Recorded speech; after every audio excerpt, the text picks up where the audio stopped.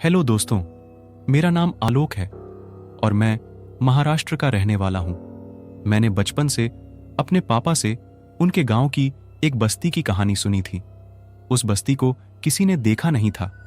हमारे पापा लोगों ने भी बस उस बस्ती के किस्से अपने बड़े बुजुर्गों से सुने थे। पापा हमेशा बताते थे कि उनके बड़े बुजुर्ग मतलब मेरे पापा के दादाजी लोग कहते थे कि किसी जमाने में नदी के उस पार एक बस्ती हुआ करती थी। पर एक दिन पता नहीं क्या हुआ और रातों रात पूरी बस्ती जल के राख हो चुकी थी और गांव के लोगों को सुबह वो जली हुई बस्ती मिली थी। कोई इंसान जिंदा या मुर्दा भी नहीं मिला था। कोई नहीं जानता कि उस रात क्या हुआ। तब से अगर कोई वहां चला जाता है तो उसे कभी कभी वहां बस्ती आज भी दिखाई देती है और कभी तो लोग भी दिखते हैं। मैं डरता तो हमेशा था, पर फिर भी मन में वहां जाने की जिज्ञासा भी थी। 2000 में अपनी 12वीं की परीक्षा के बाद मैं एक लंबी छुट्टी के लिए अपने ताऊजी के घर गया था, जो कि हमारे गांव में था, जहां की कहानियां मैं अक्सर सुना करता था। मेरे ताऊजी का एक लड़का भी था। उसका नाम रवि था। रवि मेरी ही उम्र का था, इसलिए मुझे वहां जाना बहुत अच्छा लगता था। इतना ही नहीं, वहां हमारा एक दोस्त जीत भी था। जीत भी हमारी ही उम्र का था। वैसे तो पूरा साल हम तीनों अलग रहते थे, पर जब भी छुट्टियों में मिलते थे बहुत मस्ती करते थे। हमारा रूटीन हमेशा से बिल्कुल फिक्स था। सुबह उठकर ग्राउंड में क्रिकेट खेलना और रात खाना खाने के बाद गांव में आसपास टहलने जाना। ऐसी ही एक रात खाना खाने के बाद हम टहल रहे थे कि तभी गांव की नदी के पास पहुंचे। वो नदी गर्मियों में ज्यादातर सूखी रहती थी और वहां पर कोई आता जाता भी नहीं था। हमने थोड़ी देर वहीं बैठने का सोचा। हम नदी के किनारे कुछ बड़े पत्थरों पर बैठे हुए थे। वहां पर बैठे बैठे वहां की हवा का आनंद ले रहे थे। हम तीनों ही शांत थे और बस नदी की आती हुई आवाज को सुन रहे थे कि तभी मुझे मेरे पापा के द्वारा सुनाई गई कहानियां याद आईं। जिस बस्ती की मेरे पापा अक्सर बात करते थे वो नदी के उस पार ही थी। मैंने बचपन से उस बस्ती के किस्से सुने थे और आज मेरे पास मौका था कि मैं वहां जाऊं। मैंने बिना कुछ और सोचे नदी के उस पार देखते देखते ही बोला, चलो उस तरफ बस्ती में जाते हैं। मेरे भाई रवि और जीत ने मेरी तरफ देखा। रवि ने तो कुछ बोला नहीं और हंसते हुए नदी में छोटे छोटे पत्थर फेंकने लग गया। पर जीत ने यह सुनते ही बोला, पागल हो गए हो क्या तुम तो ऐसे बात कर रहे हो जैसे तुम्हें कुछ पता ना हो उस बस्ती के बारे में। मैंने उसे समझाते हुए कहा, अरे जीत, जानता तो सब हूं। मैंने बचपन से बहुत किस्से सुने हैं और अब वहां जाके देखने की भी बहुत जिज्ञासा है। जीत फिर भी नहीं माना और हम तीनों घर आ गए। मेरी छुट्टियां बस इस हफ्ते ही खत्म होने वाली थीं और मैं एक बार उस बस्ती में जाना ही चाहता था। अगले दिन मैं फिर उनको नदी के पास ही ले गया और आज भी मैंने उनको मनाने की कोशिश की। खैर 2 दिन बाद वो मान ही गए थे। अब अगली रात हमने वहां जाने का फैसला किया। अगली रात खाना खाने के बाद हम तीनों घर से निकल गए। जीत अपनी बाइक लाया था ताकि हम जल्दी जाएं और जल्दी वापस आएं। उस वक्त रात के कुछ 10:30 बज रहे थे और फिर हम तीनों बाइक से नदी के लिए निकल गए थे।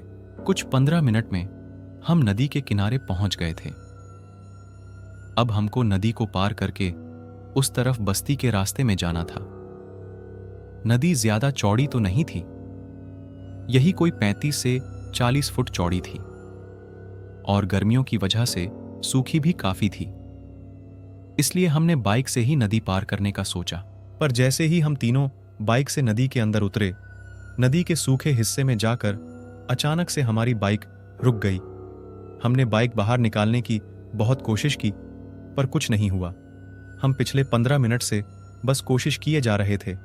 हमें कुछ समझ नहीं आ रहा था कि हमारी बाइक को अचानक क्या हो गया है। पर अब हमने भी ठान लिया था कि हम आगे जाकर ही रहेंगे। इसलिए हमने बाइक को धकेलते हुए ऊपर चढ़ाया और नदी के दूसरी तरफ तट पर पहुंचाया। इस सारी झंझट में हम काफी थक गए थे, पर फिर भी हमने किसी तरह बाइक के साथ वो सूखी नदी पार कर ली थी। जैसे ही हम ऊपर पहुंचे, हमने बाइक को फिर से स्टार्ट करने की कोशिश की, पर हमारी लाख कोशिश के बाद भी बाइक स्टार्ट नहीं हुई। अब हम बीच में आ चुके थे। ना हम पूरी तरह से बस्ती में थे, ना अपने गांव में, और ऊपर से नदी के इस पार अब कोई बस्ती के डर से आता भी नहीं था। इसलिए यहाँ का माहौल बिल्कुल सुनसान था। हम बाइक को धक्का मारते हुए ही आगे ले जा रहे थे। जैसे जैसे हम आगे बढ़ रहे थे, माहौल और भी सुनसान होता जा रहा था। रास्ते में बड़ी बड़ी झाड़ियां थीं। बाइक को धक्का मारते हुए आगे ले जाना बहुत मुश्किल हो रहा था। इसलिए मैंने जीत को बाइक के पास रुकने को ही बोला, पर जीत बहुत डरा हुआ था। इसलिए मैं अकेले ही जल्दी जल्दी आगे जाने लगा और मदद के लिए कुछ ढूंढने लगा। जीत और रवि पीछे से धीरे धीरे आ रहे थे। मैं आगे जाता जा रहा। थोड़ा आगे जाने पर मुझे कुछ दूर एक इंसान दिखाई दिया। दूर से मुझे उसका चेहरा नहीं दिख रहा था, पर मुझे इतना तो पता चल ही रहा था कि वो एक लड़की है। मैंने उसको वहीं से आवाज मारी, सुनो, हमको मदद चाहिए। मैंने 3 बार उसको यह बोला, पर एक बार भी उसने कुछ जवाब नहीं दिया, ना वो अपनी जगह से हटी। मैं उसकी तरफ आगे जाने लगा। उसके थोड़ा पास पहुंचकर मैंने एक बार फिर उसको बोला, सुनिए। अब वो मुझसे बस 2 कदम की दूरी पर थी। वो दूसरी साइड मुंह करके खड़ी थी। मैं उसके सामने जाके खड़ा हो गया। मेरी नजर उसके चेहरे पर गई। उसके काले बाल पूरे खुले हुए थे, चेहरा पूरा गंदा हो रखा था। मैंने उससे मदद के लिए पूछा। उसने बिना कुछ बोले बस हाथ उठाकर एक जगह इशारा किया। मैंने पीछे मुड़कर देखा तो कुछ दूर मुझे एक झोपड़ी दिखाई दी। झोपड़ी से बाहर एक रोशनी आ रही थी। मुझे यह सब बहुत अजीब लग रहा था। मैं डरते हुए आगे जा रहा था। झोपड़ी के पास पहुंचकर मैं वहीं बाहर खड़ा हो गया। झोपड़ी की हालत भी बहुत खराब थी। मैं गेट के सामने आके आवाज मारने लगा, पर अंदर से न तो कोई बाहर आया, ना ही किसी की आवाज आई। मैं अपनी नजरें इधर उधर करके देखने लगा। मैंने देखा झोपड़ी का दरवाजा थोड़ा सा खुला था और अंदर से दिए की एक हल्की पीली रोशनी बाहर आ रही थी। मैंने हल्का सा गेट खोलकर अंदर देखा। एक बूढ़ा आदमी अंदर बैठा था। मैं उस बूढ़े के पास जाकर खड़ा हो गया, पर उनका मेरी तरफ जरा भी ध्यान नहीं था।